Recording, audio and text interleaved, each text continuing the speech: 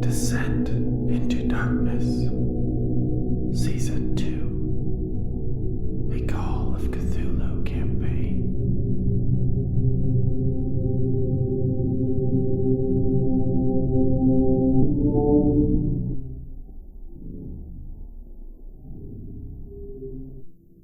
Welcome back to Deathwatch's Call of Cthulhu Campaign, Descent into Darkness, Season 2, Episode 17. I am Travis. I will be your keeper today. Last we left off, Monroe and Dr. Andrews were delving into obscure matters at the Widner Library, and Monroe had just come across an interesting note that he has not yet been able to read. Meanwhile, Professor Mueller was digging into members that belong to the Church of Contemplation and Our Lord Granter of Secrets, trying to find some of the more details on them. And Whitmire was MIA last session because John couldn't make it that time. So what you had been doing, Whitmire, was changing your whole wardrobe and look because you have a heightened sense from all your criminal activity of when the hammer's gonna fall. So you made off, got some new clothes. And when you did that, you picked a tailor at random, and you picked out what you wanted, and you shook his hand, and he gave you the secret handshake from the Hermetic Order of the Silver Twilight. And he said, "The first one's on the house, sir. Please tell all your companions." So, you had been laying low because of the attack by the interdimensional hunter. It had never occurred to you to have to watch those angles before, but now you do, and you were thinking it through. So before we get back to it all, we'll get an introduction from our investigators and their current thoughts or state of mind. We'll start with you, Chris. Hi, I'm Chris. I'm playing Johann Mueller, retired history professor, and I thinking about heading check titles, I believe, right now. Boring work. I'm Brandon, playing Dr. Andrews, and right now I'm in the library and poring over some old tomes trying to learn about a couple of ancient Egyptian fellows named Nasht and Common Thaw, and as I was doing that, I came across a frog statue and decided to keep it to see if I would have the same dreams that Monroe told me others have had when they're in possession of these frog statues. I'm Justin. I'll be playing Lance Monroe, museum curator for the occult, and right now I am holding the Liber Ivanis, a grand tome of occult traditions in one hand, and in the other hand I'm holding a letter from Mr. Merriweather that had fallen out of the tome. I'm John, playing James Whitmire, and I am feeling relieved that I may have shaken at least some of my problems. All right, we will begin today with Mr. Whitmire. So that night after you had dropped everybody off at the hospital, I suppose you thought that Dr. Andrews was in good hands with Finn McCracken and Betty Williams by his side. So you took off. Where did you go? Did you want to go use that hidey hole that you go to lay low in? You did it once before this time, I think. Yeah. When you were... Okay. So when you go to sleep that night, you are having a variety of dreams you often have where you're, running your bootleg liquor or making some sort of deal or spinning some sort of story that you want a police officer or some other authority to accept. And every decision you make just seems to complicate matters and make things worse. And you're only one step ahead of it all collapsing down on you. But during these dreams, at various points, you have seen a stone stairway that is out of place with the architecture that you may be in. They're great big stone blocks, and it has an ancient feeling of construction to them, and they sort of beckon you towards them, and they seem out of place with the other events that occur in your normal dreams. What would you like to do? Well, at first I'll try to ignore it, but curiosity getting the better of me, I'll end up going down the stairway or up, whichever way it goes. Okay. Yeah, so you go through half a dozen different scenarios in your dreams, each time this stone stairway leading down appearing, and finally you travel down it, and when you reach the bottom, you think you've traveled 70 steps. You're not sure how you arrived at that number because you don't consciously remember counting them as you went down, but it leads into a wide cavern in the center which burns a huge flame, and standing by this flame are two old men, and the word sages sort of pops into your head as a way of describing them, as they are dressed in robes and Egyptian-looking crowns, and behind them is a passageway further down that beckons you forward. But as you enter, one of them says, "Enter and be welcome. I am Nasht." And the other says, "I am Common Thaw. We congratulate you, Jimmy Whitmire, on finding the way." All right. Well, I'll stroll towards them, like I own the place then. And These guys aren't after me. yeah, I'll just tell them it's like, well, it was only a matter of time. You can't really keep me out of anywhere. They incline their heads, allowing, as that might be true, yes. But before you may pass the gates of deeper slumber, and they gesture to the stairs behind them, they walk up to you and peer into your eyes, examining you. You have this sensation of your innermost soul being laid bare and exposing all of your multitude of deceptions. Finally, Nasht says, "You are worthy," and the two priests retreat and bow. So suddenly you become aware that there's an ornate malachite table that you're fairly certain wasn't there before, but it's next to this roaring flame in the center of the cavern, upon which are 3 loaves of bread, a jug of water, and a length of shiny, somewhat crystalline wool. And you suddenly become aware that you're naked. Well, I'm not going to let that damper my mood. I'll distractedly say that as I knew I would be, and start walking up to that table. Okay. So yeah, so you didn't see it before, but set of clothing appears on there, and it would be whatever you would wish to wear in that moment. Is that in place of that wool? No, the wool remains. You're not sure what the wool is. It just looks like wool. All right. So I will kind of turn back and ask if they're still there. I'll ask, what are these? What are they for? Food and water and manna. The manna is edible. Mm-hmm. Please take these. They are to aid in your journey. I'll give a shrug and go ahead and grab some of the bread and eat some, and drink a little bit of water. And I'm a little confused with the manna thing as far as, like, is that supposed to be the wool? So I will try to eat that. Yeah, so the bread is still warm and has a crusty exterior, soft interior. The water is sweet and quenches your thirst in a way that's never happened to you before.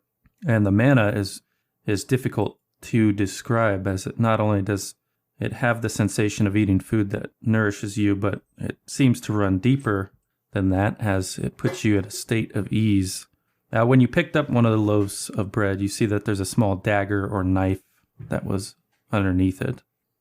All right. Well, I'll start putting the clothes on, and I'll make sure to pocket that knife as well. And which kind of clothes did you? Imagine. So it'll be. I think I'll go with like a 1920s, not street tough, but maybe like street captain, right? So a little bit better or a little bit more well dressed than just your average, work jeans and pullover shirt. All right. So once you have all your items gathered, the two sages just with a flourish, beckoning you towards the descending stairwell. Of course, the one you came down is still there, and you may return up it if you wish. I've got to see what's at the end now. All right. So you head down this unknown passageway called the Gates of Deeper Slumber by the two sages, and it leads to a long, spiraling set of stairs winding downward. And here you find yourself counting them, and you descend 700 steps before you reach the bottom, which is gated. But you realize that the surrounding tunnel starts to resemble wood. It changes from the cavern that you were in. You can, with a botany or natural history or a education roll, you could identify what kind of wood you're looking at. Yep, that's wood. I think I'm going to have to go education. Yeah, so you realize that it's oak that surrounds you. And as I said, at the bottom of these stairs is a gate set in an elaborate arch, and beyond lies a deep, dark forest. All right. I'll try and summon up as much false confidence as I can and arrogantly stroll into the deep, dark forest. Okay. So you do have that sense of foreboding as you step into it. This does not have the feeling of any earthly forest, as all the trees are colossal and twisted, and they grow in odd ways. And daylight, if there is daylight, has difficulty penetrating the interwoven branches overhead. There are glowing fungus or fungi growths that are providing light, and you have difficulty telling if that's the only source of light or if there are indeed shafts of daylight here and there. And as you travel onward, you occasionally hear fluttering flute-like noises and an insistent faint gibbering. And yes, there, just behind the twisted, gnarled tree, you see a shape duck behind the tree. Just a small shape. Some creature, perhaps? I'll pretend that I haven't seen it and keep walking, but I keep my eye out for anything else like that. Okay. So yeah, as you're scanning around and walking, you see glowing eyes amongst the limbs that make this interwoven canopy, and they're all peering down at you. And finally, you see one of these little creatures in the path there, if you can call it a path. It is small and brown with a rodent-like body, but it has like a human-looking face, and it has hands rather than, talons or paws or anything, although they do have sharp nails on them. And you can see there's some sort of or a set of pseudopod-like appendages that dangle from their snouts, and they kind of writhe out as though they're testing the air, but it is looking at you curiously. I'll ask it if it's here to lead me. So it cocks its head, but it doesn't seem like it understood you. All right. I'll pull out some of that bread and toss it its way. Okay. So yeah, it comes forward and it eats the bread. It's kind of unsettling because it picks it up with all too human hands and this human-appearing face, at least above the snout. And those pseudopod-like tendrils writhe up, and there you see, razor-sharp teeth, which it nibbles the bread down very quickly and then looks at you for more. Comes up. So I'll bring out a little bit more and tell it to lead me to wherever I'm supposed to go. Okay. So it cocks its head again, and with its curious human face, gives you a look, and then it turns around and goes down the path around a gnarled tree. All right. Is that still on the same path that I was taking before? Yeah. To describe it as a path, though, it would be an exaggeration. It's just a part of the forest that you can traverse without climbing. Game trail, basically. Yeah, I'll follow it then, keeping an eye out for anything else. Okay, as you come around this gnarled tree, it's posted there on its haunches, only it seems to have multiplied as there are now 4 others with it. All right, I'll take out a little bit more bread and break it into quarters, and then I'll throw it off the side of the path, or the path that I can traverse without climbing. Okay. So 3 of these creatures come forward towards the bread, but one of them has been considering you, and it opens its maw and it cries almost like an infant's cry. And this has some disturbing effect, at least physically, and how the sound enters your ears. It seems to be causing you pain. Can you give me a power roll, please? Oh, very nice. Critical success. Somebody's paying the blood price later. Yeah, it's taking all the luck again. Okay, so we will say that you're not sure. There's some odd extrasensory ability you have here. There's something you're detecting beyond your 5 senses. And as well as this thing assaulting your ears, it was coming in this other way. And through some secret reserve you didn't know you had, you pushed back at it, and this causes all these creatures to squeal and flee up into the trees and disappear out of sight, leaving you alone in the forest. Okay. I will continue on my way, kind of whistling softly to myself. Okay.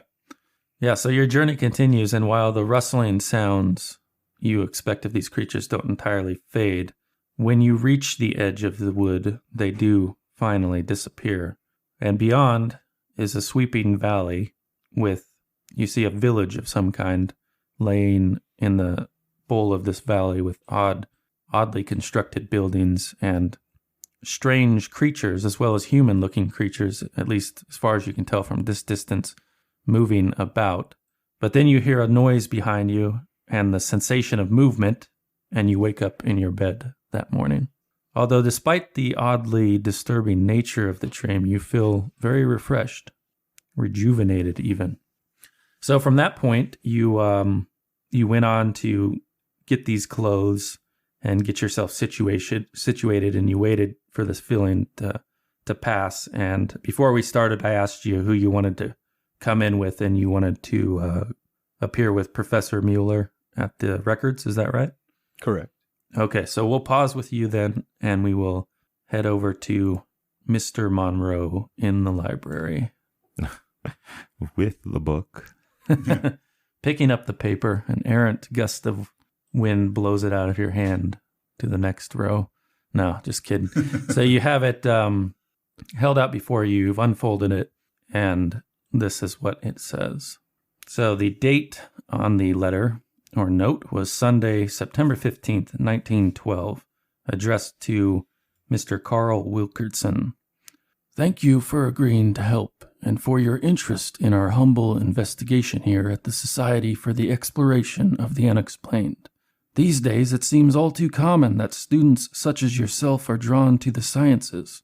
While they are a noble pursuit, it is refreshing to know that young minds still seek mysteries in the old ways. As you know, I am looking into the apparent suicide of Robert Ramsden, an author of fantastic tales. His widow was kind enough to provide me with his suicide note, in which he mentions that he will pass the gates of deeper slumber for all time. Through separate research, I have found this term to appear in a rare tome, the Liber Ivanus, or Book of Ibon in its English name.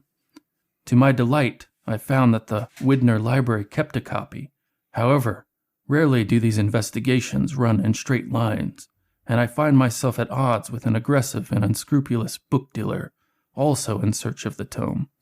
Evidently, the Liber Ivanus can fetch a hefty sum in certain circles to a degree that these book dealers' tactics made me fear for my safety.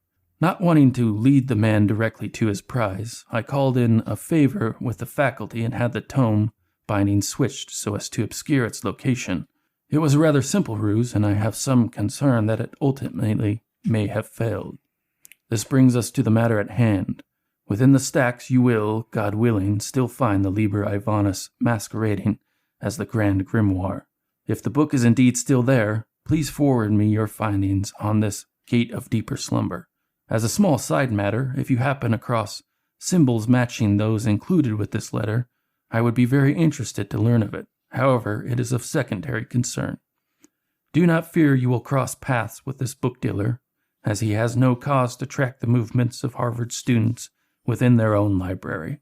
Nevertheless, should you have concern for your safety, then please abandon your search. Above all else, your health is paramount. Best regards, Rupert Merriweather. And while you're considering that, would you give me a hard power roll? Ooh. Nice. All right. Yeah. Nice. Okay, so to put us back into this place, Andrews had been with you for a little while, and he had gotten a telegram that James Clark had been apparently kidnapped by two men while having breakfast with Dr. Call. Mm-hmm. And with some annoyance, Andrews had waited for you to ensure that that was the book before he went out to arrange transportation away from the library. So we're in that narrow space where Andrews has gone upstairs to get this transportation. When you hear footfalls behind you, and you hear, Mr. Monroe, how are you doing? Doing quite well. How about yourself? I am doing well, but I have some news. Due to certain events, the consortium wishes to speed up our schedule. Have you found a suitable replacement yet? Perhaps among the Harvard students that had performed the rituals. Do you have more details? Not many. No, we have someone taking a look at the remaining students that are mentally fit. Our consortium has many assets among Harvard. Perhaps that is not a good place to look. Well, surely some students dabbling in dark magic can be sacrificed if the young Dooley boy could be. He kind of looks at you for a second. I wonder about you, Mr. Monroe. Are you made up of the same stuff as your companion, Mr. Mueller? There are other, faster ways to impart knowledge. And he gestures at the book. You know, I'm not sure how you feel knowing you're holding the Liber Ivanus, but he doesn't seem to be reacting to it in any way. Do you care to test yourself? In what way? Well, my people have a much more proficient way of learning information. And he produces a nondescript, unlabeled book from his pocket. It's all in here. I can almost feel Monroe drooling at this point. But he'll try to play it calmly. He says, I'd be open to taking a look at that tome. Is it comparable to the Liber Ivanus? What do you know of the Liber Ivanus? Well, I've read through parts of it at Where? At another library. Which library? One up in northern Massachusetts. I must know its precise location. Well, I don't know if it's still there. And his eyes kind of fix on your book for a second. He's like, and what are you doing here? I'll close the book and I'll hold up the grimoire cover and I'll say, I was hoping that even though this dribble is mostly nonsense, that it may contain some information that I require. So his heightened state seems to abate somewhat when you show him the cover as the Grand Grimoire, and he's like, I must know the precise location of the Liber Ivanus. Which library? Which town? So could I make an education roll to think of another college up in northern Massachusetts other than the Arkham? Well, you can think of one. You don't need to make the education roll. Okay. I guess the trouble would be in selling it. Okay. Because we have to account for whatever this particular situation would put Monroe into as far as stress levels and things like that. So if you want to throw him in that direction, you could do it with one of your social skills, be it charm or fast talk. I don't think you're going to have the time for the full-on persuade, though. Yeah, I guess I'll give a shot at the charm. Okay. Oh, that's hard. No, I would have succeeded that if it was a normal. Okay. Too bad. Thank you. You have no idea how long I've been looking for that book. Well, why didn't you just get Walter Corbett's copy? He mentions in his diary several times that he learned all of his secrets from the Liber Ivanus. We did have Walter Corbett's copy. It's incomplete. Oh, well, if it's incomplete, could you perhaps let me take a look at it? He kind of chuckles. Before I consider that, perhaps you should consider my proposal. Have a seat over there. Well, could I perhaps take it back with me? I'm afraid I have an engagement that I need to go to right now? It will take no time at all. Okay, let's pause for a moment here and have Andrews come back. So you're walking back down the steps into the stacks after arranging transportation to arrive and sending off any necessary telegrams, perhaps. Mm-hmm. And you see Peter there, your helpful librarian, is in a little nook working on some papers, and you hear him sort of babbling in an odd way, like the words he is saying don't make any sense. It sounds like English, but it's all mixed up, like made up words. But you also hear the conversation that Monroe and an unknown person are having, drifting from amidst the stacks. All right, so... But you don't have a sight light on. And that's all I've got so far is just Monroe's talking with somebody. Yeah. And I shouldn't say it's just like this guy's talking funny. There's a particular way he's doing it. And when you look at him, the way he's reacting to his own speech that, makes you think of mental trauma or something like brain damage, right? The way... the guy that's babbling? Yeah, the way that speech can get mixed up. He knows he's talking nonsense. Right, yeah. Like he's like saying something and then he's like, that's not what I meant for my mouth to say. Okay. It's the sense that you're getting by the confusion and rising horror on his face. And what is this guy like? Did I see him before? He was helping you with these books This earlier. is that same guy. All right, so there's no one around this guy? No, and he's not aware of you. He's lost in his own situation. And as I said, you can hear Monroe talking to somebody, but you don't have a sight line on it. Does he start eating papers? Well, we'll see what Okay. Andrews decides to do. All right, so I will, once I realize this guy's having some sort of issue, then I guess the first thing I would think would be maybe a stroke, right? So I'll go over to him, go up to him, and I can't remember his name, but I'll be like, whatever. Librarian. Are you okay? Yeah, as you make that approach, he's like, conflabble, and he stuffs some of these papers he was sorting around into his mouth, and he just starts chewing on them. And he looks at you with a pleading look on his face. Yeah, so obviously I'll try to stop him from doing that, right? Like I'll pull the pages away from his mouth. Sir, are you okay? Come with me. Sit down.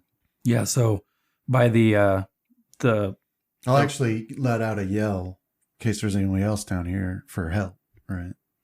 Okay, so for you, Mr. Monroe, he pulls that book back and his eyes sort of narrow and he's like, who's with you? Just another of the member of the Hermetic Order. He was here. And what did you yell? Specifically? Specifically? We need some help over here. The man's having a stroke or, something like that. Oh, yes. The librarian will be fine in a while. Perhaps you should calm your friend. What was it that you did to him? Just a little thing. It has some unexpected consequences from time to time. Okay. I'll hold out my hand for the book. I should also mention at this point that you have this rising sensation of the event that you're currently in becoming more and more vivid. Like all these details pop out at you. All your senses are like honed in. Anyhow, so what did you do? So I'll hold out my hand for the book and I'll say, I can go speak with him and then I can take a look at your book. Take a look at it now, Mr. Monroe. I'm afraid this is a one-time offer, and time is always a factor. Very well. So I'll take the book. All right. Hard pow roll again.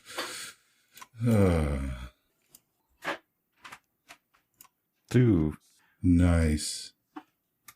Okay, so you open this book, and, much as when this occurred with Mr. Mueller, you begin reading it in the normal way, but then it seems as though the words and the information contained therein begin to press on into your mind at their own speed. In fact, you're not going in a linear fashion. You'll find yourself flipping to a different page to get new information, and all at once it overcomes all of your senses, and you're actually in another time and another place, as near as you can tell, where you see a vast hall of non-Euclidean architecture, where humans servants by their dress, and priests, but with the heads of snakes, walk on stairways and paths that defy gravity, where you see one priest flanked by two servants walking above another priest who's just underneath, traveling in the opposite direction.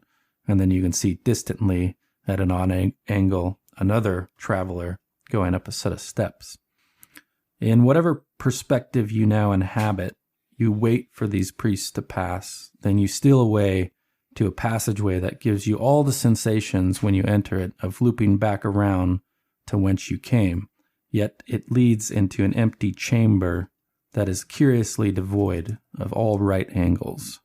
In the center is a little yellow metal box whose hinge stands open, revealing a polyhedron-shaped black stone with crimson striations that seems to flicker with an inner light. Powerless to resist, as you now come to this conclusion that you are in the perspective of someone or something, you come close enough to it to stroke its glossy surface. And when you do so, a voice whispers to you, "I know you. I know you, Mr. Monroe. And you know me. Come find me in the dark. Find me, or I will find you. Do you think you can run from a god?"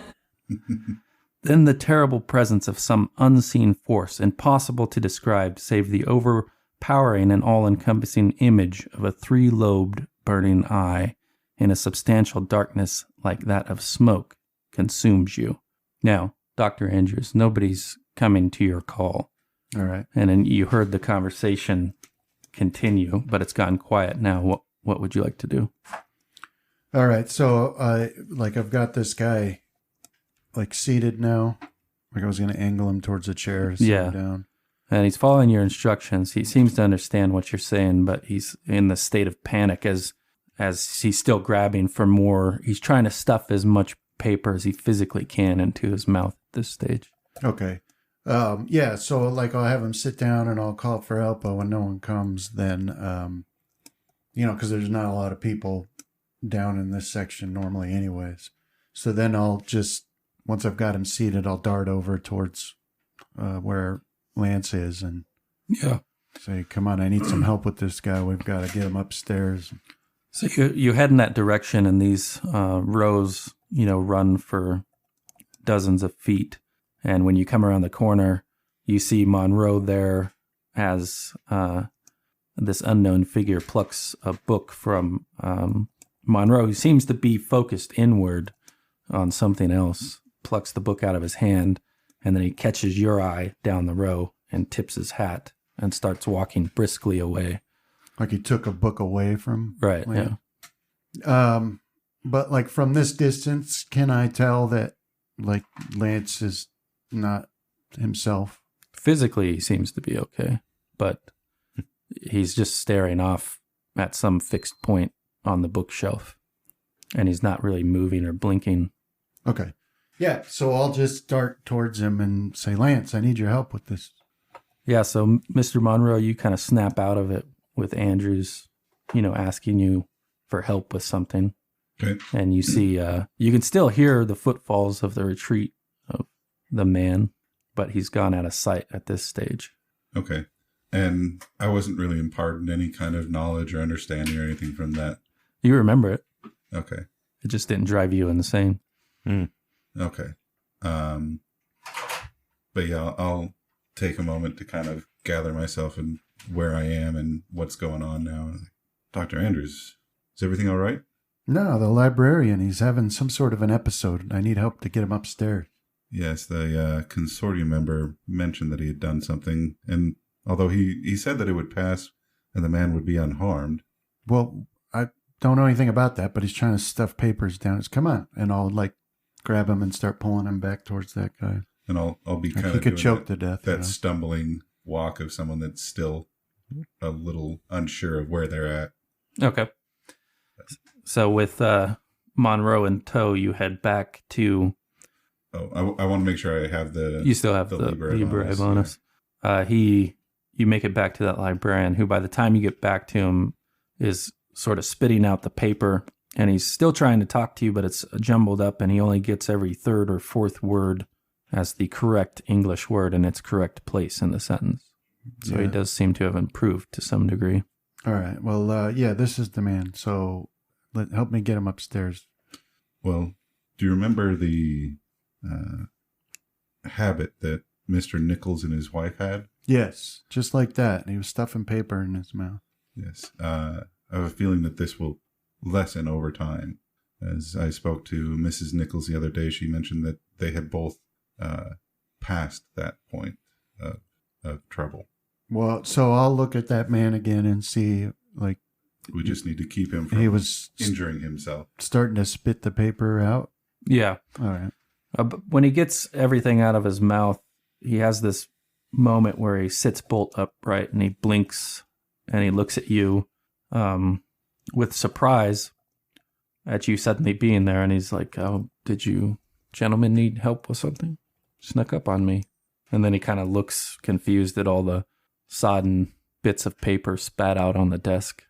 Yeah, I came upon you stuffing paper into your mouth, and I couldn't get you to stop. And you were saying some odd things, babbling mostly. How do you feel? I don't remember any of that.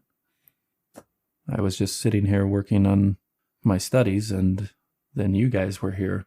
Well, perhaps you need to take a break from your studies. It's not uncommon for people under high-stress situations to have moments of stress-related incidents. I feel like I've been through this before. Well, then, my good fan, perhaps you should take the rest of the day off to recuperate and rest a bit. Yes, I think I'll do that. Did you guys find everything you were looking for? Yes. Okay, so there is the issue of getting the book out of the library, because generally only the faculty and students can check things out of the Widner Library. Yeah. It is open to the wider public to, use their room. Yeah, I'll see if I can try and... Do I have time for persuade as we're helping this man up? That would be entirely up to Dr. Andrews, as he's the one who put the need for urgency when he got his telegram. Just put the whammy on the guy. Yeah, somebody has abducted Mr. Clark. All right, well, let's take this man upstairs and make sure that he's okay, and then we'll hurry over to the order and talk to Dr. Call to see what happened. And I'll try and, persuade the man as we're, helping him. Okay. Well, let's pause on you guys for a moment and head over to Professor Mueller, who has been scouring the records at Central Records, and you found death certificates for the other two members you knew the name of, and you were wondering about certain properties and thinking of taking a jaunt over to another government building to get to the root of that. But you realize, as you've been going along, someone who is vaguely familiar to you has been going to the same areas you have been, and this is the second time you've caught him glancing your way. You can make an intelligence roll for me. Intelligence. Yeah. Nice. You guys are rolling great tonight. Oh, it's going to come back to bite us so hard. So his face, although not his name and the circumstances in which you saw it, comes into your head. And you recognize him from the Boston Public Library last summer when you were doing something very similar, looking into things regarding the Corbett House investigation. And you'd seen him looking at you then, or paying attention to you, and you wanted to talk with him, but he slipped out of your grasp because the keeper cutscened you out of there. But yes, here he is again, the very same man, separated by a year, paying awful close attention to you. But while you're thinking about that, you hear the voice of Jimmy Whitmire at your elbow, maybe giving you a start, maybe not. So Whitmire, what you had done once you felt well enough to get back to it, as you had stopped by the Hermetic Order of the Silver Twilight, and you asked where you might find your companions if they had been in, and you learned that they had indeed been in, although they didn't know to where you had gone or where they had gone. But then Noah Redding, the parapsychologist, you think it was, said that they had gone. He made a big show of it. He's like, I get this sense that they have gone to a library or perhaps another repository. Yes, Central Records. I would check there. All right. And that's where he sent you. And there you are at Mueller's elbow as he's So kind of I'll, looking off. Yeah, I'll kind of like crane my neck and just ask him, what are you looking for? Yeah, I'll turn around real quick, and when I see it's Whitmire, I'll take my hand out of my my jacket. But at first, it doesn't look like Whitmire. It looks like a gentleman. Maybe I'll leave it there. Right. I'll kind of stare at him real hard. Oh, who are you, young man? You know me. I'll take my hat off as if that's going to make a difference. It might, I guess. Oh, Whitmire. I'll thump him like on the leg with my cane. You gave me a start, boy.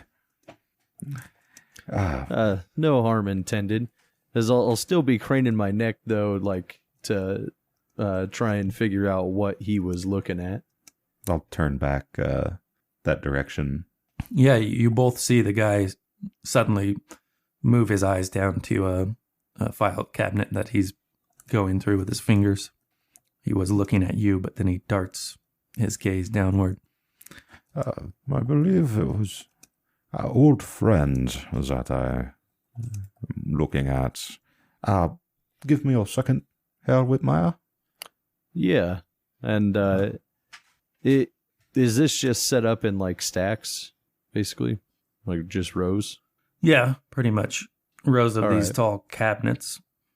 Because I want to make my way around, kind of outside of the site of Mueller and this other person, as partially to get close enough to hear what they're going to be talking about, but in case that guy tries to pull anything with the old man. Okay. All right, so you kind of move up to sort of flank and get within earshot. And Mr. Mueller. Yeah, I'll hobble my way over there, leaning heavy on the cane.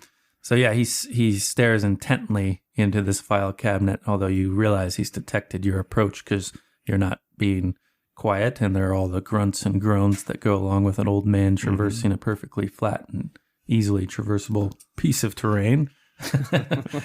And yes, so you're right beside him, and he's staring ever intently, and he's paused on one part of the filing cabinet. A man wonders what type of answers would exist within that filing cabinet for one to stare so intently into it. Excuse me? You heard me. You're Well- young. Your ears are sharp. Well, I imagine the same as you would find.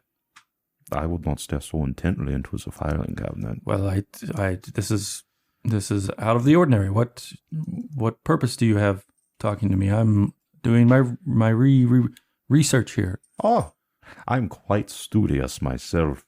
What research are you doing? What are you getting at? This I'm is a private matter. I'm just merely asking questions, making friendly conversation. I say you get to the point, sir. The point? What is the point? Why are you talking to me?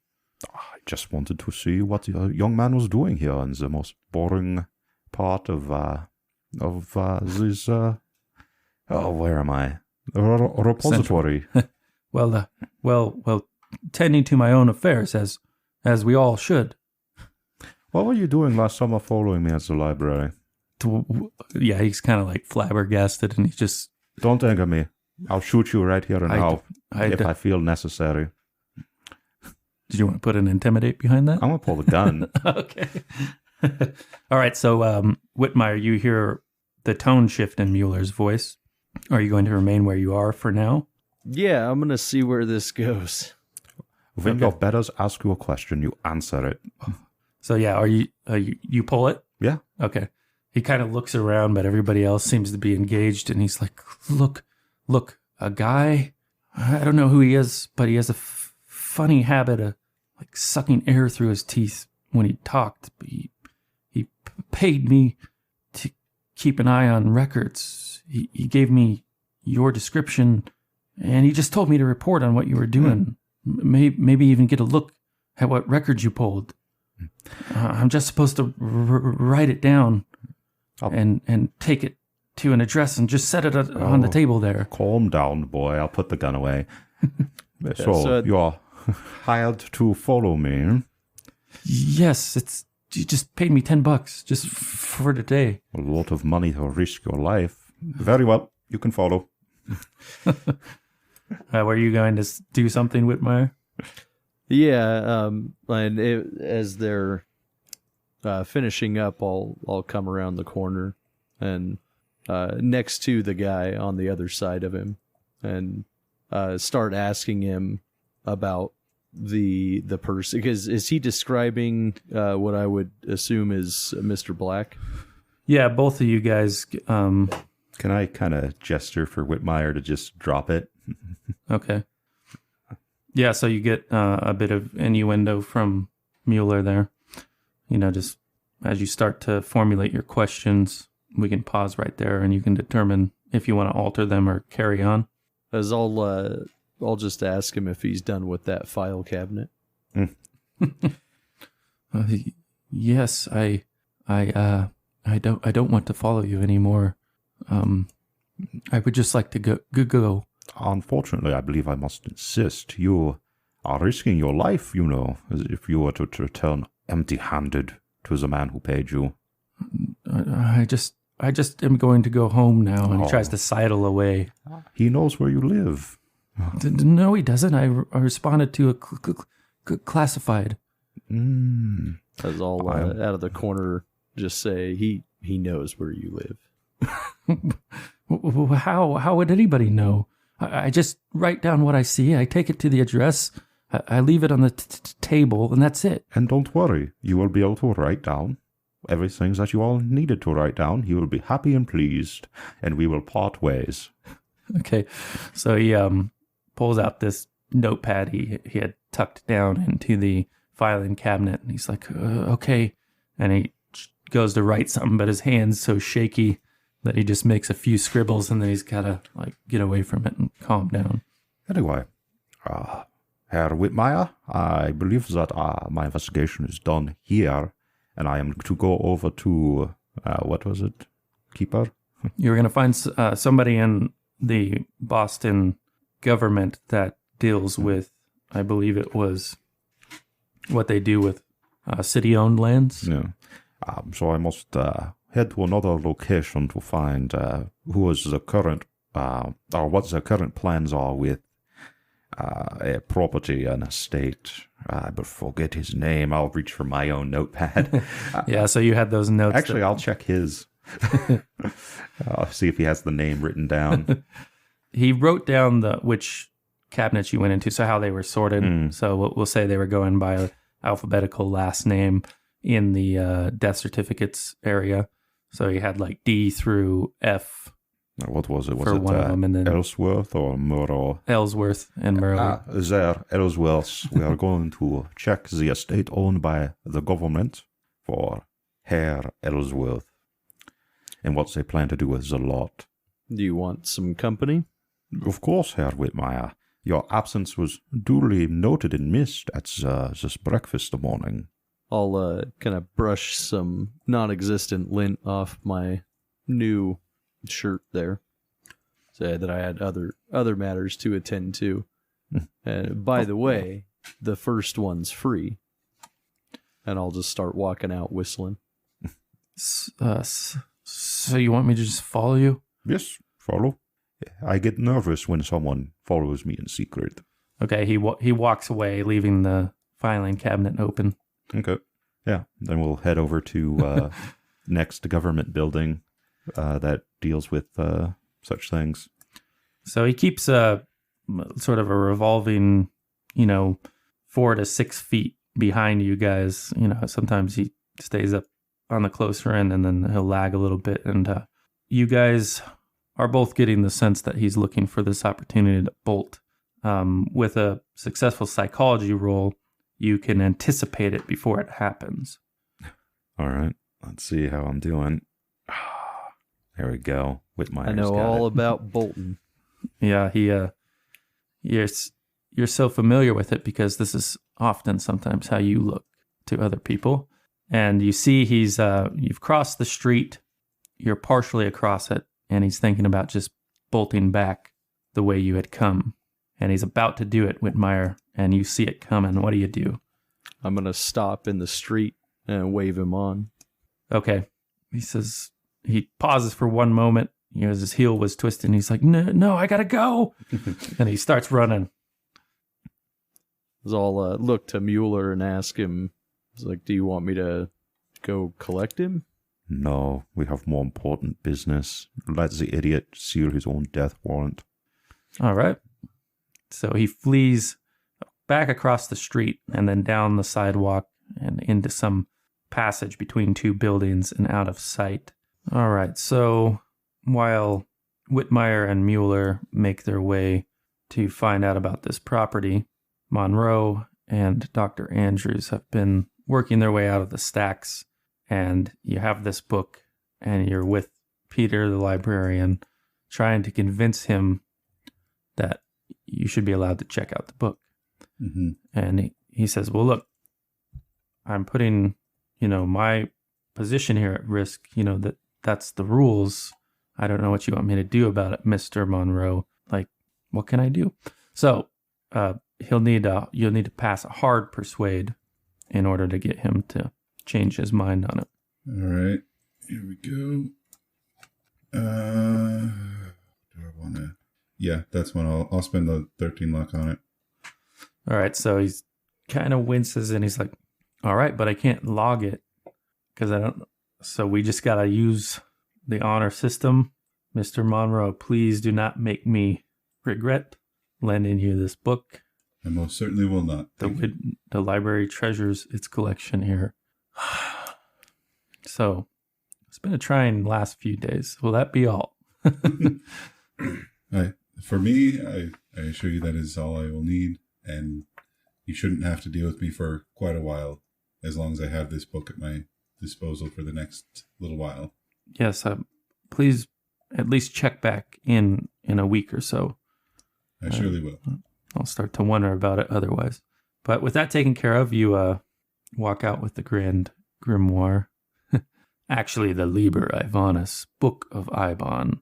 And there, Andrews has arranged, I suppose, a taxi in this case, for a direct line.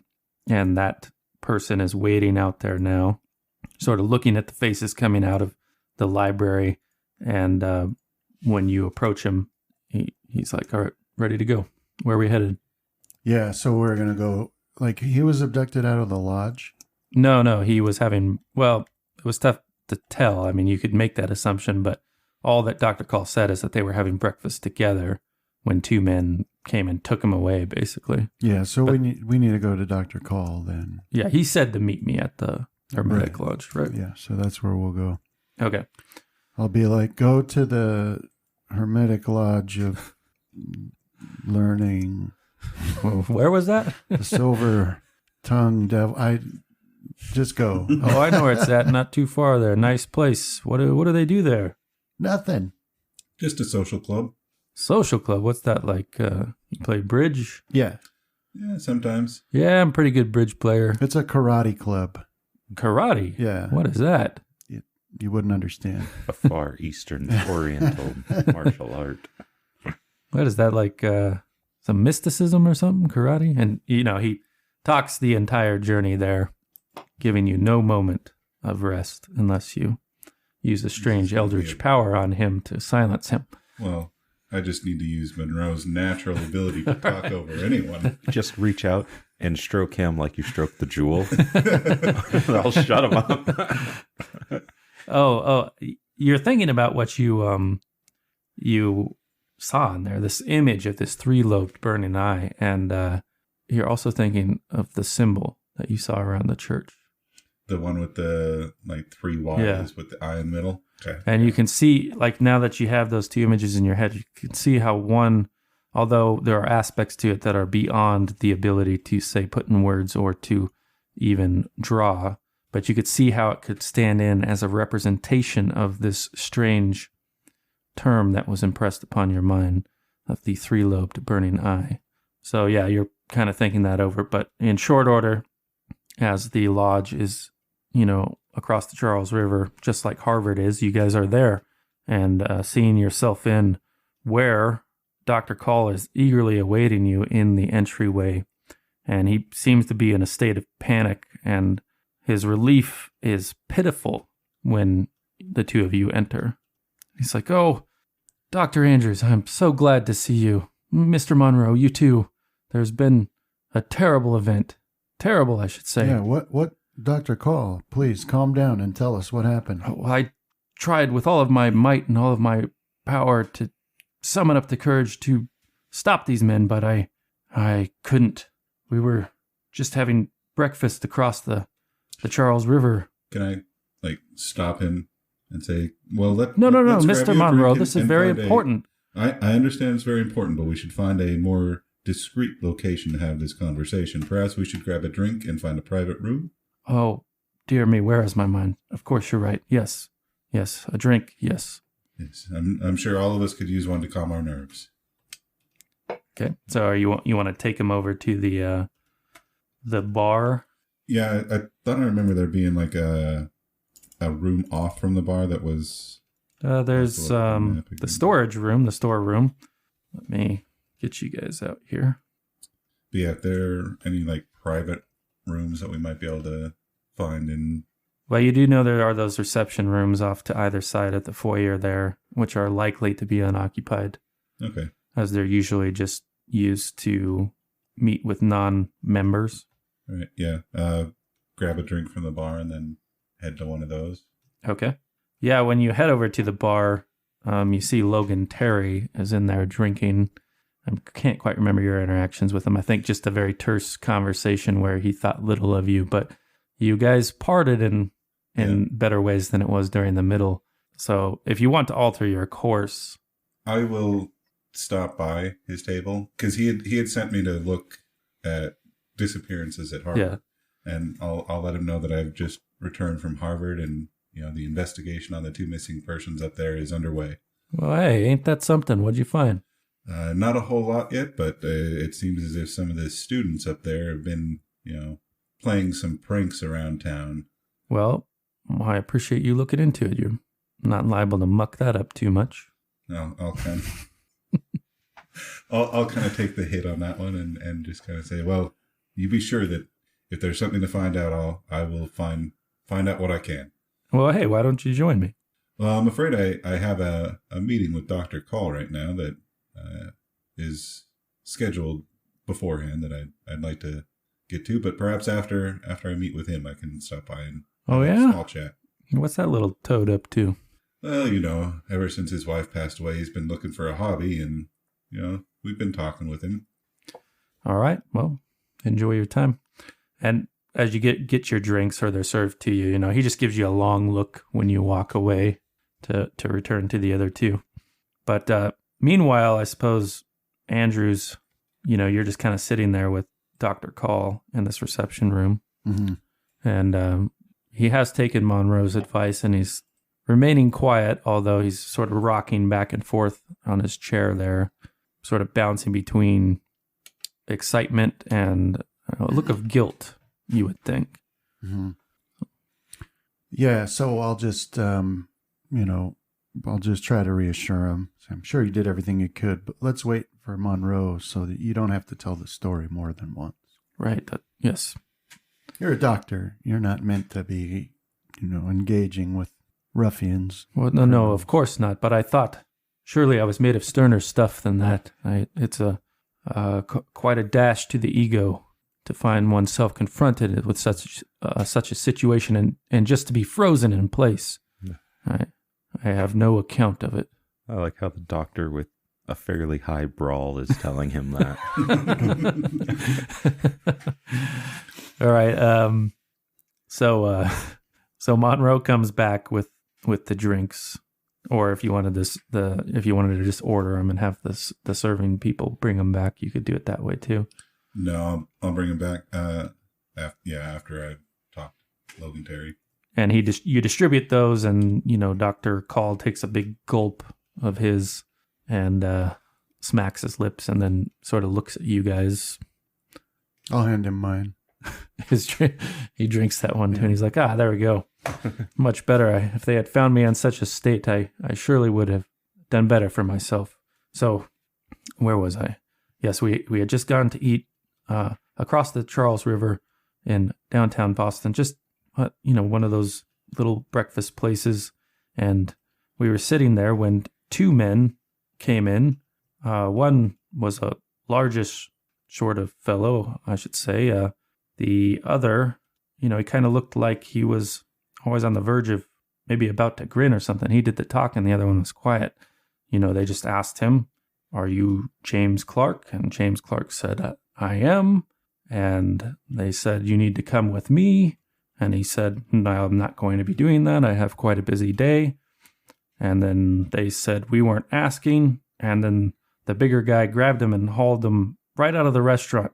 And I'm so terribly sorry. My wits were all scattered, and I did not think to even pursue or get a plate. I cannot believe that I have done this. But I did see the car. It was a Grant 6, I should think. And they sped off. Do his descriptions of the people remind us of anyone? They do kind of trigger something for you, Dr. Andrews. I was going to ask if it was like I'll describe those. Well, you can actually do better than that, as you actually have mugshots of those two men. That's true. Yeah, so I'll show him those. Yes, those were the men. I knew it. Who are they? A couple of hired muscle for Frank Wall that worked for Frank. Was it Frank Walsh? Yeah. Yeah. And they have approached me before, intending to intimidate me. So, Dr. Call rises to his feet and sort of puffs up his chest with his drink held in his hand. And he says, "Well, then that settles it.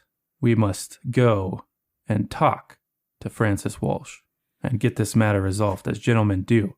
And I pledge my service to you, and I promise I will remain stalwart this time." Gulp.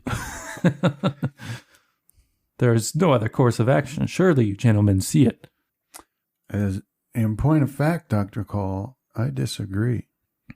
I don't think it's smart to approach a man as dangerous as Frank Walsh is purported to be.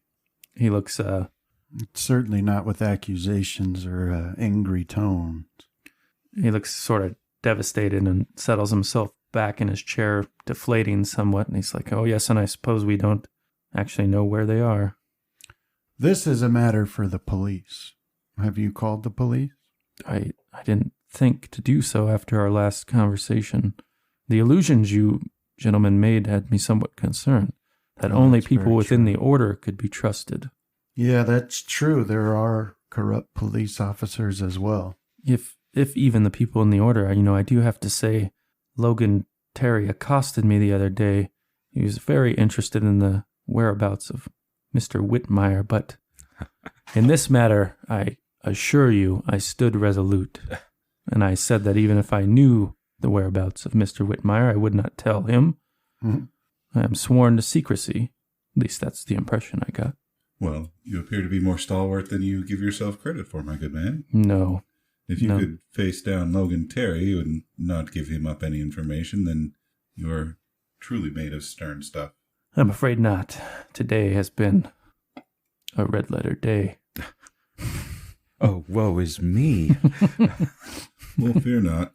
The disappearance of a lawyer of his stature will surely not go unnoticed, and it may be even a little too much heat for Francis Walsh to just have him disappear. You gentlemen keep saying this, and Dr. Andrews, I have not heard of Francis Walsh myself, or at least not much about his reputation. A criminal of some sort, I have gathered. But what is this you're talking about, this reputation? Why is he a man to be feared? Isn't that what men do? Isn't that what separates us from the apes? We go and we talk to each other and resolve our differences? Well, Francis Walsh is known as the Scourge of Charlestown. Oh, dear. It's a frightful name, I should say. He has a cutthroat reputation. And while you are correct that civilized men discuss their problems and resolve them through words, unfortunately, not all men are civilized, and some of the criminal underground of the city would rather solve things in another way. And his two men, Quinn Doyle and Sweeney Byrne, are the men that you described have already tried to intimidate me. And Detective Nichols also is a known associate of Francis Walsh, so he's got a I believe you mean police officer. Peter Fallon. Yeah, that's what I meant. Sorry. I read the notes, yes. I've been poring over such little morsels you guys give me. I'm ever waiting and ready to get on the hunt, the trail. So, we don't know where he is. We can't face him directly. I have no suggestions then, except I do once again stand ready to offer my aid in any way that you need it. I like the unspoken threat there. Because he stands ready for one of us to take control of him if something were to happen.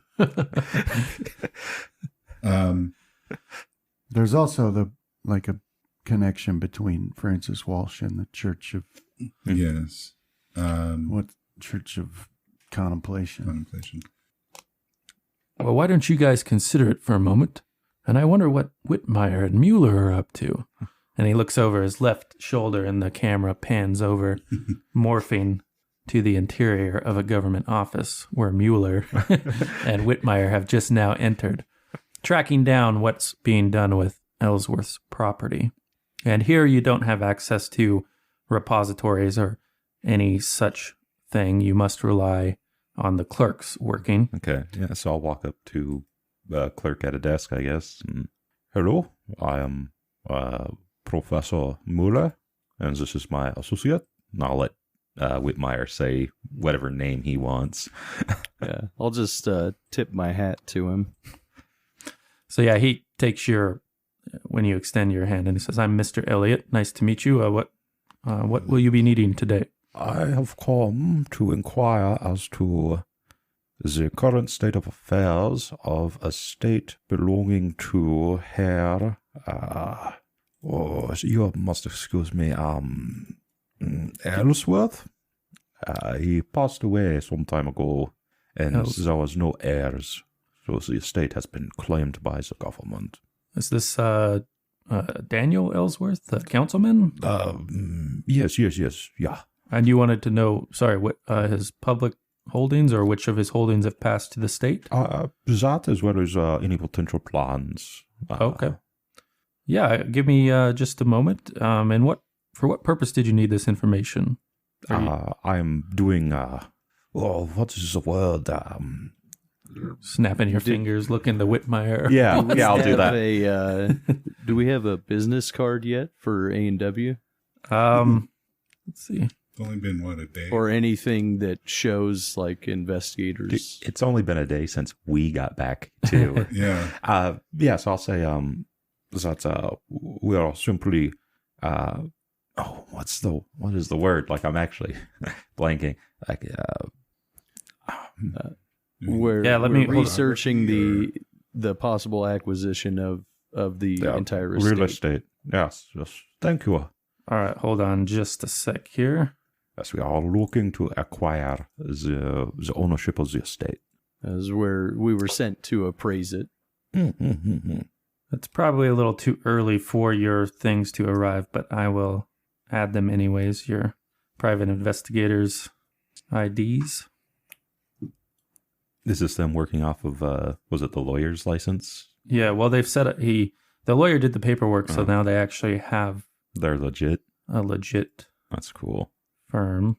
Dr. Andrews will be smacking women and taking down mob bosses in no time. Okay. He's smacking women, taking down interdimensional hunters. Yeah. Look here, Torch. He's already you're good. doing that. Too good for this world. And you're too good for me. So you need to just skedaddle on down that road and forget that you ever saw Dr. Andrews. Oh, come on. Get that out of here. Francis Walsh is Michael Corbett. Michael Corbett? Is that what you're jumping to? Yeah. All right, Brandon, I shared Walter? your investigator ID. You shared what? Your investigator ID. Oh, yeah. So you can throw that out. Can I peek it? Yeah. Oh. Nice. You're going to be flipping that out? Yeah. Wallace Andrews, PI. And I took the liberty to pick a photo for you there, John, but Okay. you should now be able to see old Jimmy Whitmire. Yeah, I got it there. So these are the basic ones with a small yearly fee that would come directly out of your cash. You guys can, at a later time, file for special consideration to operate with arms. Mm. Oh, okay. After how long? 90-day as operating as a private investigator firm.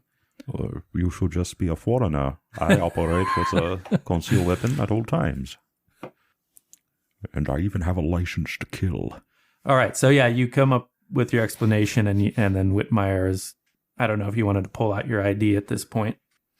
We'll say they came in the mail that morning. Be a quick turnaround for 1920s, I think, but he doesn't have any issue. He doesn't hold off, and he goes off. And you guys are left, just shooting the breeze for maybe 15 minutes, and then he comes back with a paper describing Daniel Ellsworth's holdings. So he puts up his reading glasses, and it says, so it looks like at the time of Mr. Ellsworth's passing, he held one property in its entirety and a sizable stake in another one.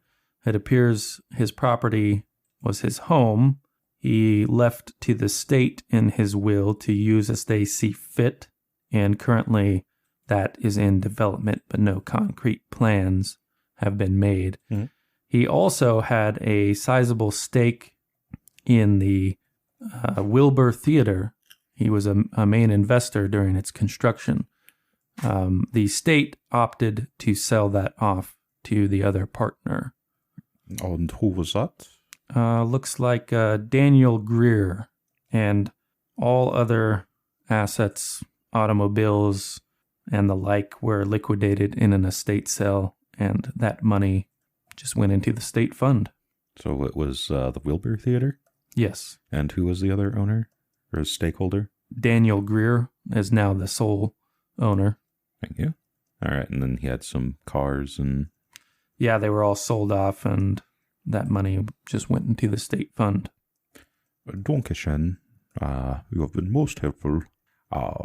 Would you have any other questions for the dear clerk? I'll gesture to Whitmire No. for your investigation. I think that we've got everything that we need here. All right. I'll stand up and offer my hand again. He shakes it. Thank you. Have a good day, gentlemen. And to you. So yeah, leaving the government offices, you're there on the streets of Boston with all its lanes and paths heading off in different directions. Now, Meriwether, you know that you guys had made a verbal commitment for dinner this evening with Wayne Nichols, or at least Monroe did. I don't know if he made it on your behalf. But in any case, we'll say 1 o'clock, and what would you guys like to do? How far away is the Wilbur Theater, and how far away are we from Detective Nichols' house? Detective Nichols' house he has a nice place on the outskirts of town, north of Cambridge, while the Wilbur Theater lies in the same district that you are in, just south of the Boston Commons. How long would it take us to get to Nichols' house? I think it was like an hour journey last time we did that, so we'll stick with that. All right. Well, Professor Mueller, I think we have some time to go check out the theater before we head to dinner, if that works for you. Yes, of course. Perhaps we can hail a cab or hop onto the trolley. But we do have a meeting later on with Detective Nichols and his wife.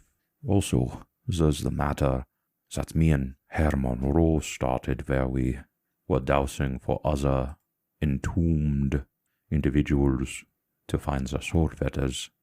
That's the word I came up for, the thing that binds them to the mortal plane. We could do that as well. I'll leave it up to you. I'll go ahead and hail a cab for us then. All right, my boy. Okay, and where are you speeding off to? We'll go over to the Wilbur Theater. All right, so we'll pause there with you and see if Dr. Andrews and Mr. Monroe have come up with anything in their discussion with Dr. Call. So yes, he's pledged his service to aid in which way he can, although he has offered no ideas on what to do. And the problem still remains of James Clark being kidnapped by 2 associates of Francis Walsh, and what can be done about that matter. We could contact Detective Nichols. Well, we do have a dinner with him tonight, so we can discuss the matter with him then. We know we can trust him, at least. Mm-hmm. Of the police, anyway. Hmm.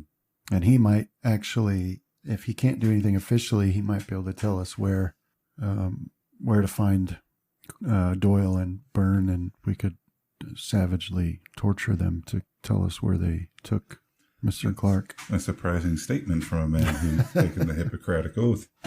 No, But I understand your sentiment. Not me. I wouldn't participate in that.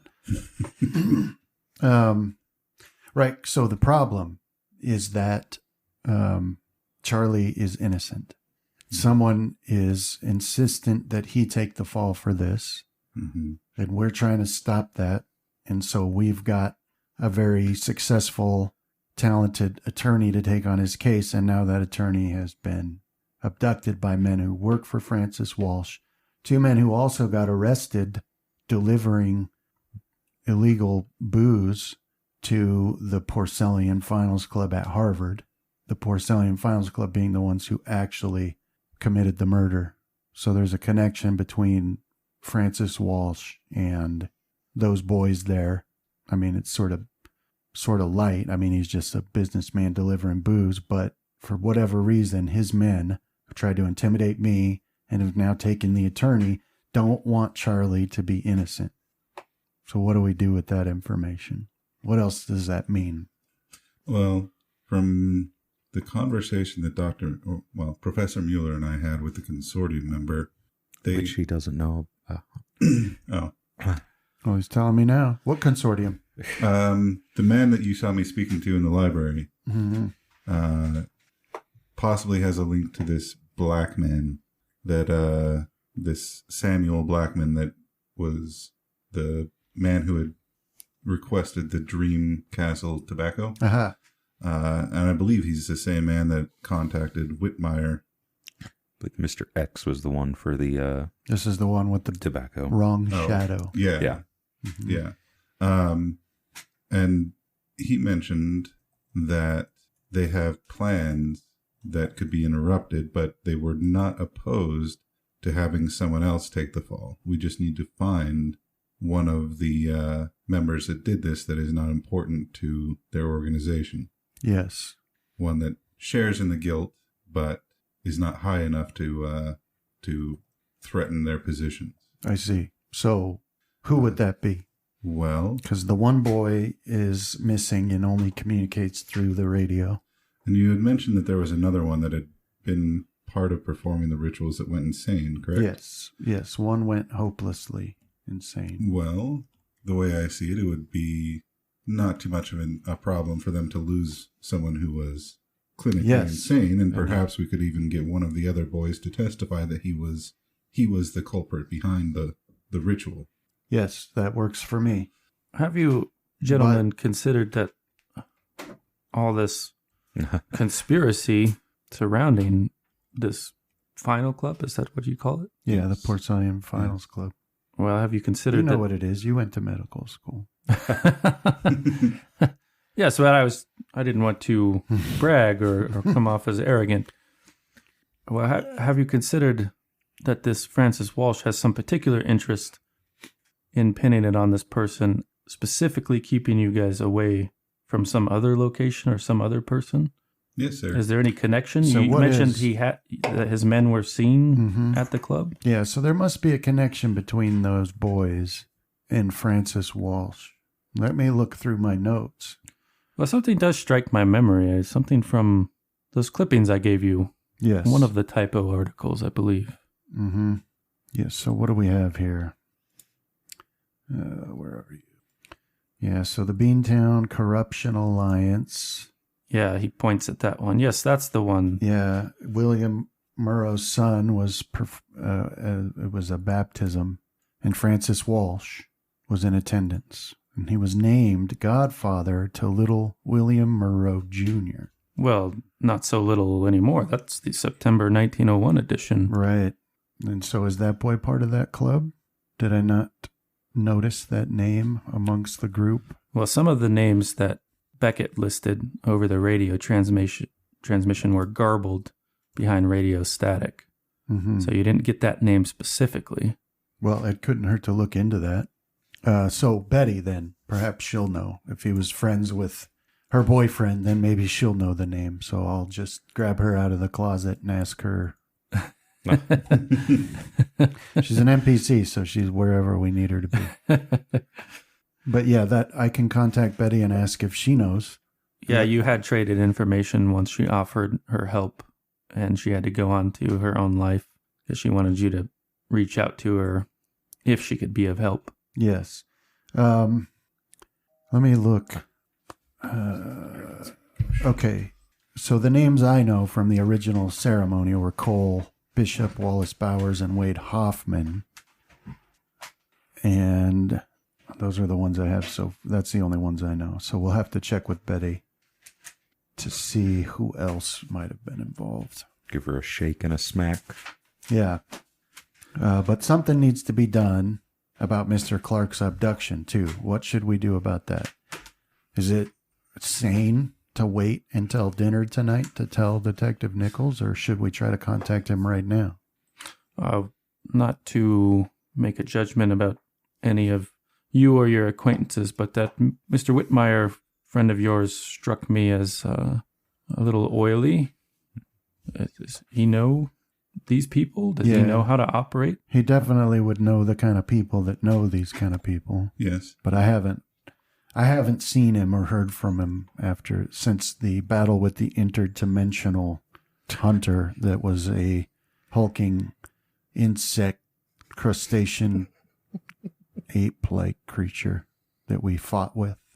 Some escaped zoo animal? No, it came. Yes, some sort of escape. No, it came through a singularity, as you know. Oh, I Betty think will I've tell read you about all that. about it. Yeah, I actually should say that Dr. Call has been like exclaiming this entire time as you guys touch on the odder aspects of your investigation, like wanting to know more, but he's kept his cool while you guys keep focused, not drawing you off into some conversation about some other aspect, but he's positively vibrating in place with excitement at all these terms. So now that I remember, after having thought about it, one of the fraternity brothers had been sent to Danvers Mental Hospital, and a professor named Ronan Jarvis, a professor of anthropology, had also disappeared around the same time. But this is in my journal, and I don't know if that's information that was erased by the changing timeline. Your journal remains the same. Okay. But your memory is slightly different. Right. So we'll have to see if we can get a hold of Whitmire to see about rescuing Mr. Clark. We should definitely get a hold of Detective Nichols so that he can start on the official side of it, at least see what can be done. At the very least, he might be able to provide us with the known hangouts of Walsh's men. Is there any other things we should be doing? The only And we got to get a thing I hold of could Betty. Potentially think of is perhaps Finn McCracken has some information that could be useful for us in this matter as well. Yeah, he might. His resources seem to extend beyond our own as well. All right. I will go send the telegram to Betty that we need her to contact us. And I'll, at the same time, send one to Detective Nichols. Do you know how to get a hold of Whitmire? Because I don't know how to get a hold of him. No, I'm afraid that he is a rather difficult one to track down when he doesn't want to be found. In the meantime, Dr. Call and Dr. Andrews, perhaps you have another idea, but perhaps Dr. Call could go to Danvers and meet with this young man.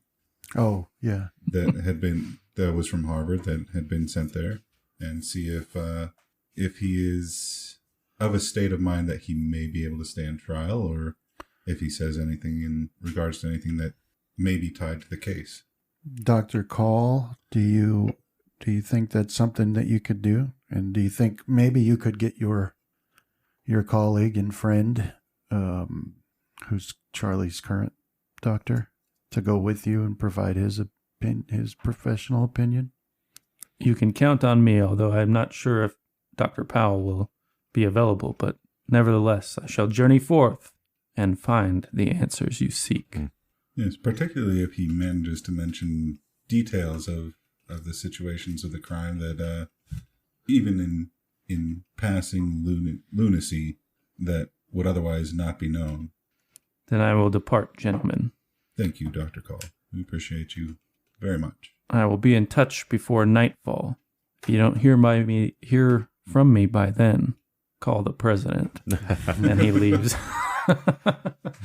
So, you guys have sorted out a rough plan there, so we'll pop over to the other half of our group to close out the session as you guys are before the Wilbur Theater, which is a nice, large, sprawling theater of modern construction. It was built less than 10 years ago, and there on the marquee, you can see that they have some Shakespeare going. They're doing a Hamlet reenactment. And you have that kind of old-style glass box that the ticket taker stands in. And currently nobody's streaming in or out. It appears as though there's something going on. How do you guys want to approach it? I'll mention to Professor Mueller that this theater is purportedly haunted by a specter that likes Shakespearean plays. Well, of course it is. It is most likely was a forfeiter of Herr, or what was his name? Ellsworth is located. So there's another entombed spirit, Whitmire. Now we should go about trying to locate it. Just keep them occupied if the need arises. I will break off and circle the place, see what type of entry points there are. Yeah, so since it has it's a modern construction, it's been brought up to the fire code of the day, which means there's one tiny little door on the back entrance, probably chained close, with no clear route how to get there. No, you have a double door for bringing in entries to the restaurant part of the theater that, delivers the food and drink there to people's booths and chairs and whatnot. You would expect. Of all the days to not wear my workers' clothes. I think I'll walk up to the ticket booth and I'll, Guten Tag, I am Professor Mueller. I would like to speak to the manager of this establishment. I am conducting experiments and I would like permission to wander around the premises.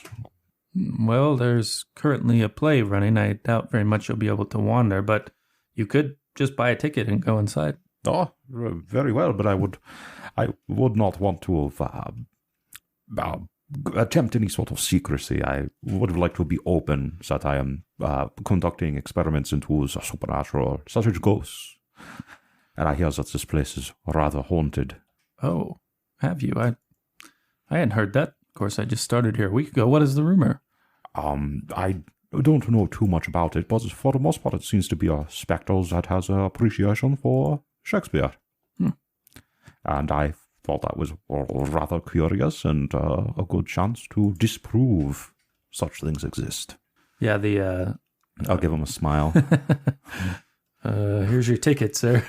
I'll write your name down, and perhaps you should wait after the show, and the manager will speak with you. I also have a companion, so if need be, another ticket for him. Okay, and what is his name? Whitmire. All right, I will keep a lookout. Dankeschön. Right that way. Yep. I believe it's an intermission. Or no, sorry, we haven't quite started yet. So you have a few minutes to get to your seat. Okay.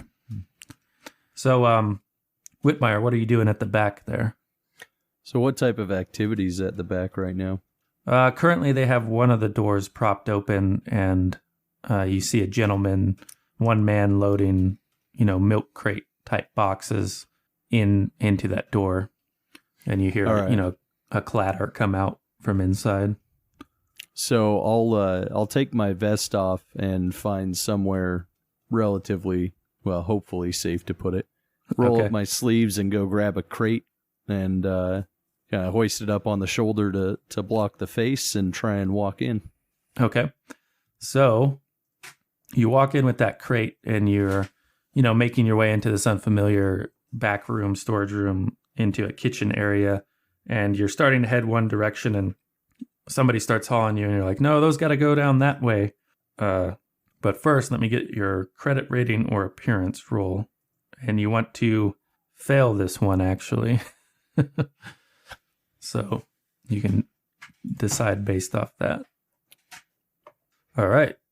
So ditching the jacket was a good move. Although if he had looked close enough, you would see that your shirt is a little too white and well pressed to pass for a workman's. But he didn't look close enough, and he sends you off down some pathway to drop this off. He just says it's the third door on the right. Just leave it in there for now.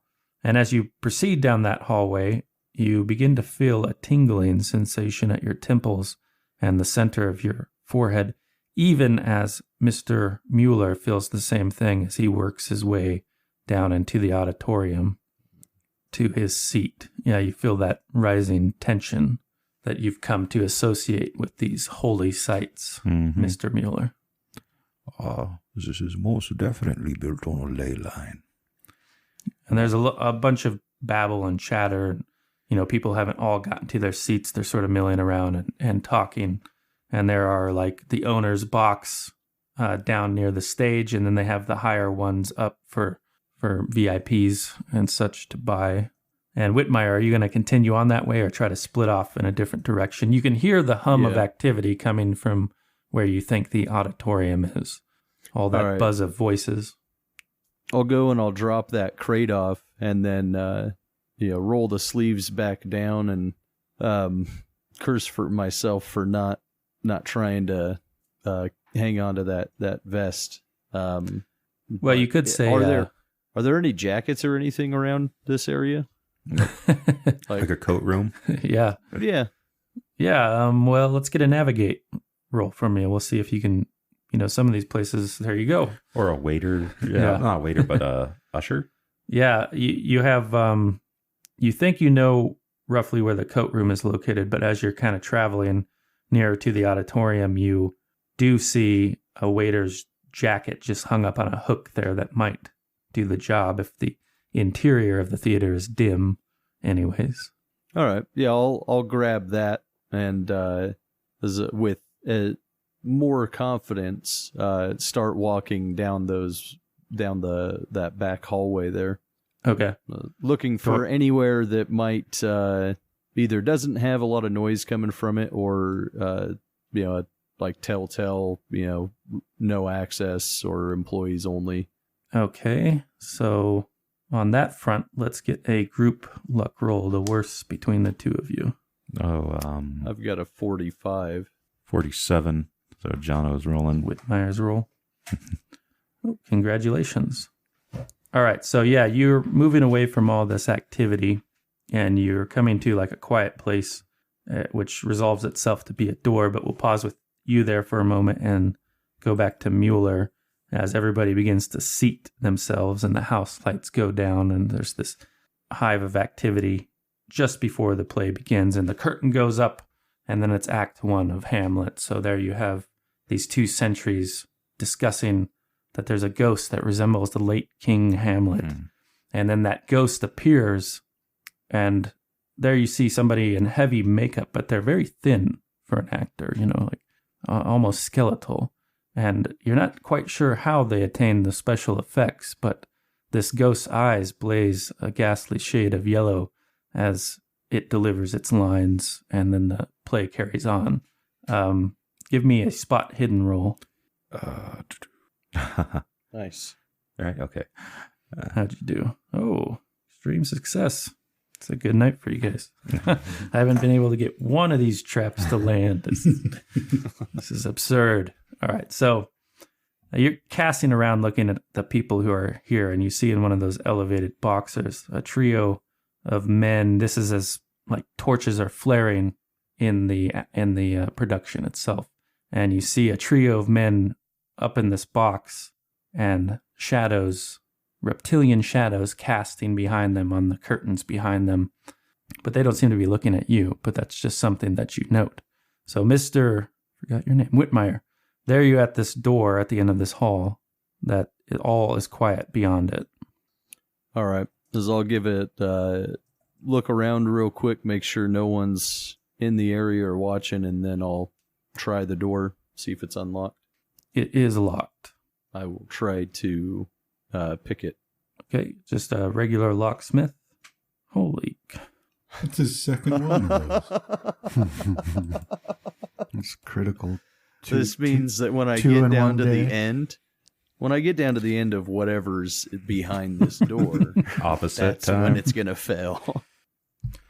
As you're picking it, you hear like suddenly two voices pick up in conversation, and you hear one say, "I don't think they've been here yet," and another says, "Good, but we must remain vigilant." And then you hear them carry on, although their discussion is somehow manages to seem like it's drifting away, and then you hear the clank of something close, like a door or maybe a cabinet door, although there's a metallic ring to it. But then it's quiet for a few beats. Are you going to press into the room? Is that's coming from behind the doorway? Right. All right. I'll give it another 30 count, and then if I don't hear anything, I'll press in. Okay. So you open the door, maybe peeking in first, and what you see is a smallish room, maybe 15 feet across. And on a desk is what looks like nothing more than a safe, although there are strange markings all around it. And that is all that is in the room. And that's where we'll end Okay. today. Thank You you. can pick it up next time. Thanks for playing, guys. Thanks for getting Thank us, you. man. We can do our luck rolls and skill rolls. All right, luck roll. Nope. I still have it on hard. That would have been a success. So Yeah. no luck.